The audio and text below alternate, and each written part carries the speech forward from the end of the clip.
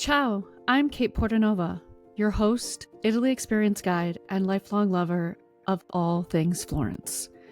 This podcast is your ticket to discovering the authentic side of Florence and Italy, one story, one dish, and one piazza at a time.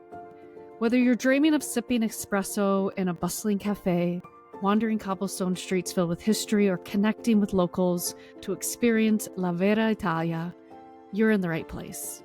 Join me as I share my journey of living, breathing, and embracing Florence's beauty, culture, and charm. Along the way, we'll explore slow travel, cultural immersion, and the simple joys of Italian life, with plenty of insider tips and heartfelt stories to inspire your next adventure. So grab your cappuccino, before noon of course, and let's dive into the magic of Florence together. Ciao everybody!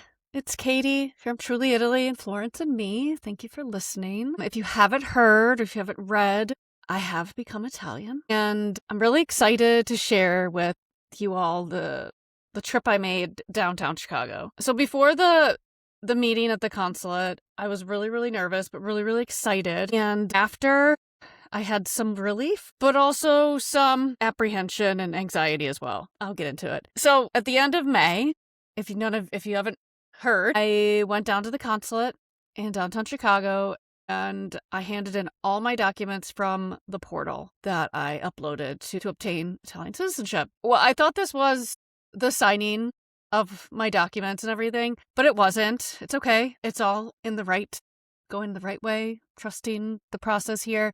My next step is the swearing in and then my passport. But what I'm going to talk about today is the story behind me getting citizenship. So some of you don't know how long I've been doing this, what it means for me and Truly Italy and also my family, and what's next with us moving back to Tuscany. So why have I been trying to obtain citizenship for so long? It's been a long journey, guys. I found paperwork recently from 2005, because my grandmother was actually born in Emilia-Romagna, and I tried really hard when she was alive to obtain it, and it was just not in the cards. I actually found a piece of paper from the consulate back in the day that said, you're not eligible for citizenship through blood, which is what a lot of people do nowadays. So I've been wanting to get citizenship ever since I studied abroad in 2002. It's been a dream of mine, and it's been really hard not having it because I've always wanted to just have it, so I have it. And I had a lot of friends in Italy and Florence when I was living there, that already had citizenship either through a parent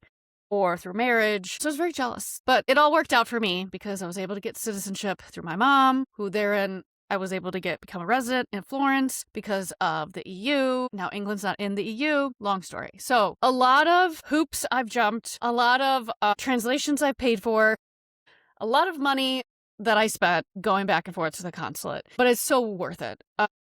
It's so worth it. So some of you, if you're just listening to me, this is the first episode you're listening with Florence and me.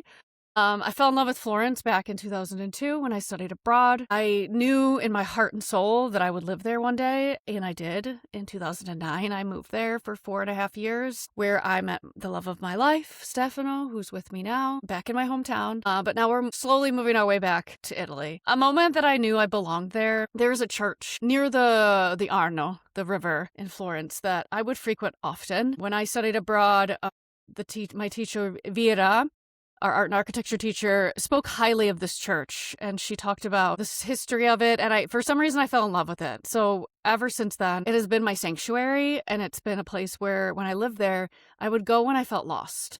I would go when I was like, oh my God, am I going to make rent? Or am I going to feed myself? I had a lot of beautiful moments and sad moments and uplifting moments in this church. In 2021, I did a watercolor retreat with my friend Chelsea, which some of you guys know, Sketchy Notions. She's on Instagram. She's awesome. But she also does watercolor retreats. And before I did my first retreat, I wanted to see how she runs her retreats because she does really small retreats. So I went with her on our free day.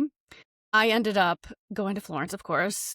I met up with my friend Simone, I met up with my friend Laura, and in the middle of the day, I actually went to Santi Apostoli, and I sat there and I literally heard the church say to me, welcome home, or thank God you're home, or something like that. And I just lost it. Like, if you believe in anything, believe in the spirit, believe in the divine, I literally heard the church tell me that. You're back where you belong.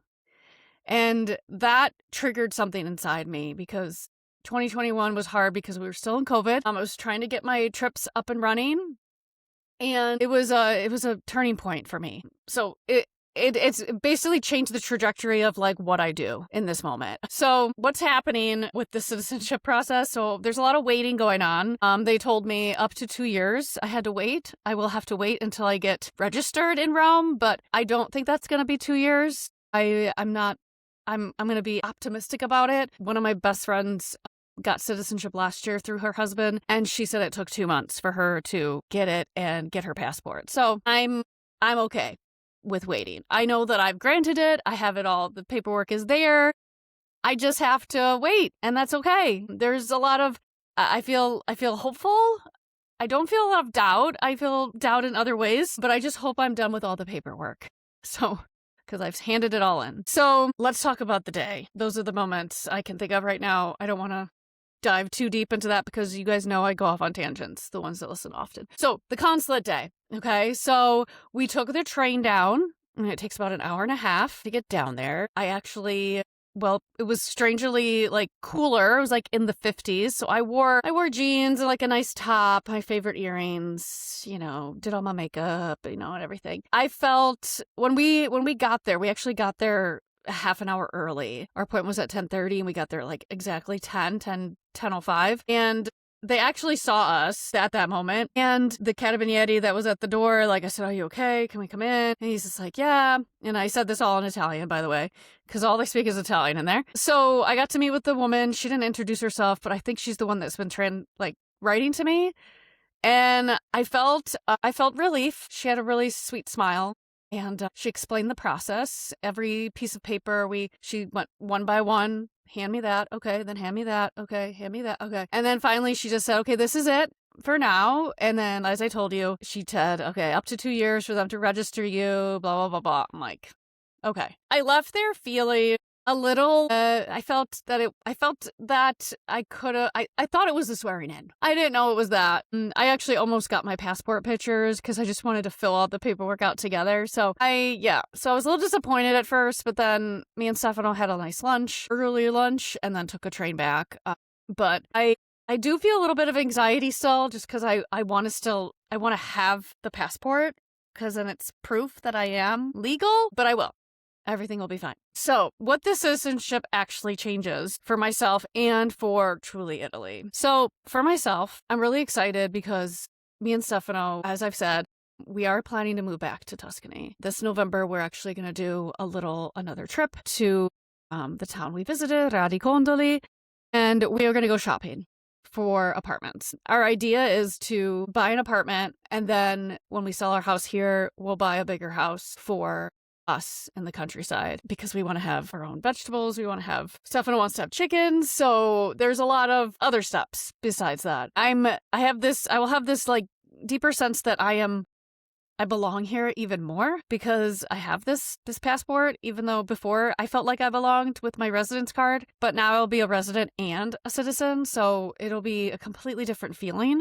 And also just to be back immersed in the culture and immersed in the language, because I have lost a lot of my vocabulary, and it really just makes me angry. Angry in a good way, because I have gained a lot being back home these last 12 years. I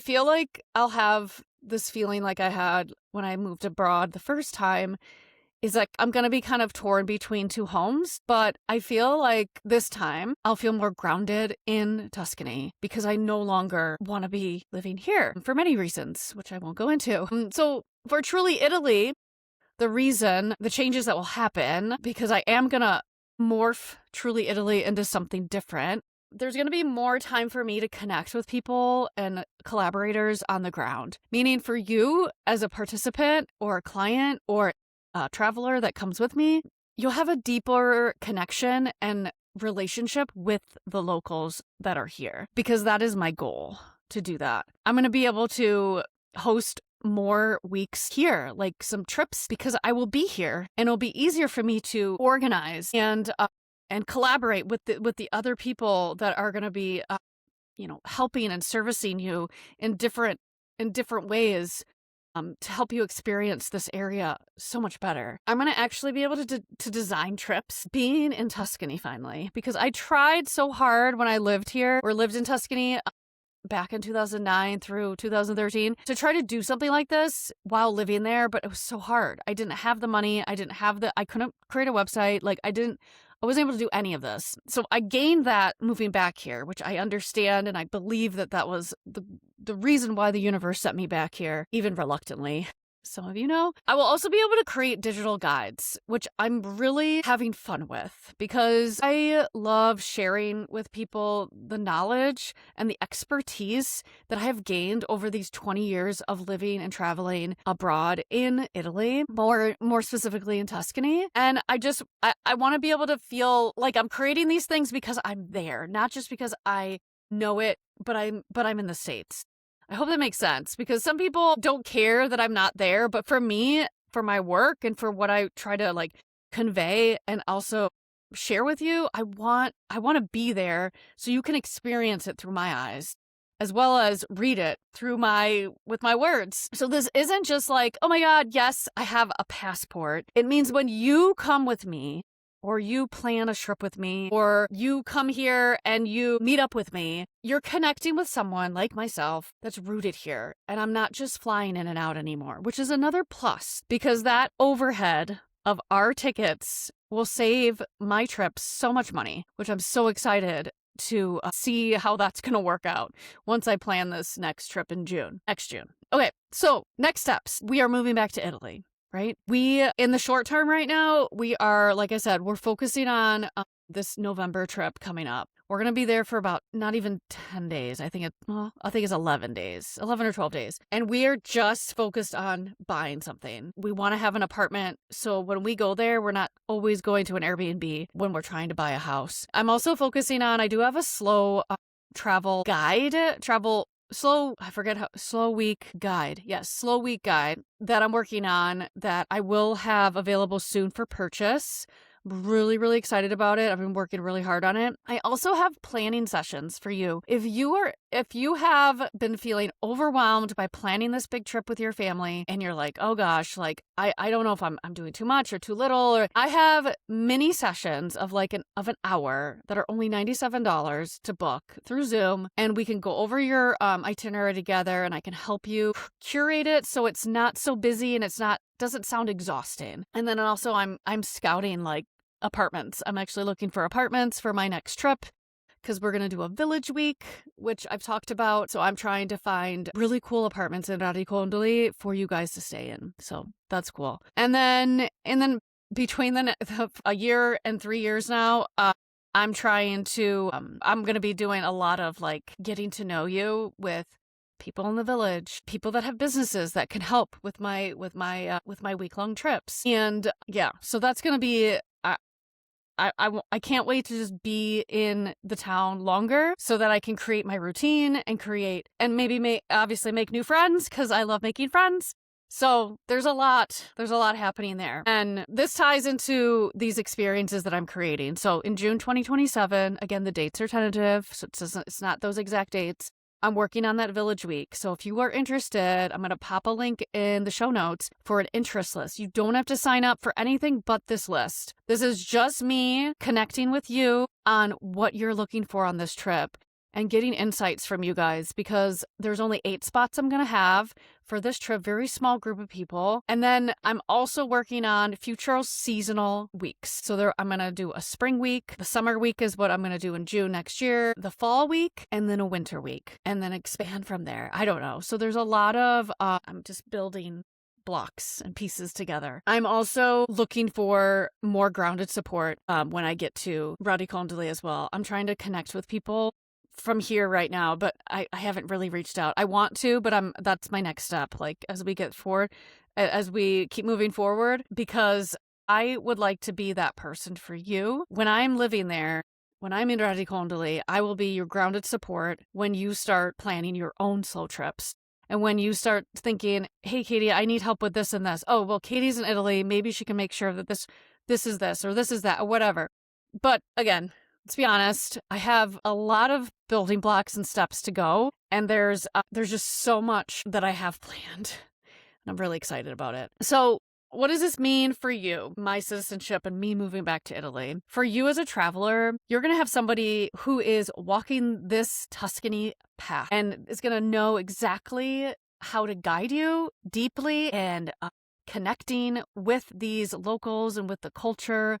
There's going to be more than just surface knowledge. I'm going to give you a deep dive into the culture when you do visit these small towns. Your trips with or through me will be more rooted and more grounding and less like tour check, which you guys know what I mean. For people that are dreaming of their own big move or change, maybe it's not to Italy, maybe it's somewhere else. I'm listening. Anyone that's listening out there who's thinking about moving abroad, I'm here for you. Changing careers, I am here for you. Choosing a slower life, I am here for you. Like, I want to express when I get over there and I'm finally finding my routine, I hope I am that person for you. And that gives you that oomph and that inspiration to either move abroad, change careers. It's okay that if you are dreaming of this big change, it takes longer than you think, because I've been wanting to get citizenship for 20 years and to move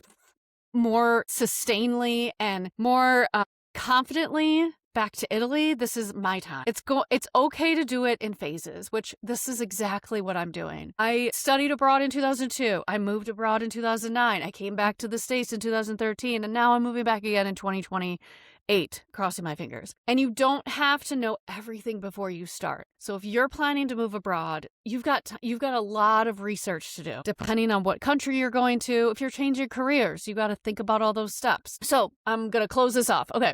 So if you want to follow more on a personal side and listen to my story, like more on like personal with citizenship and moving abroad and all the things, I have a Substack now. I'm going to put that link in the show notes as well. I also have an email list, my general email list, where I'm going to be sharing both my personal and my upcoming trips and things that I'm creating, like my slow week guides, etc. I'll also share all the updates of us moving back to Tuscany. If this makes you want your own slower week, you can join me in June 2027, which I'm going to have that interest link in the show notes. And if you're planning your own Italy trip and you're feeling completely overwhelmed while listening to this, my slow week in Tuscany guide and one-on-one planning sessions, which is like an itinerary review, are both ways where we can work together, which again, I'll have those links for you in the show notes. Okay, here's a question for you. If you imagine your own Italy moment, like my consulate day, what's the big change or step you quietly know you want to make in the next few years? Think about it. Allora, buongiorno, buonasera, buonanotte, wherever you are, and I'll see you on the next podcast. Ciao, ciao. Thank you for joining me on this journey through the heart of Florence and beyond. I hope today's episode has inspired you to slow down, embrace authentic travel, and connect with the beauty of Italian culture. If you loved what you heard, don't forget to subscribe, leave a review, and share the magic of Florence and me with your fellow travelers. Until next time, remember, the best way to travel is slowly. Ciao for now. See you in the next episode.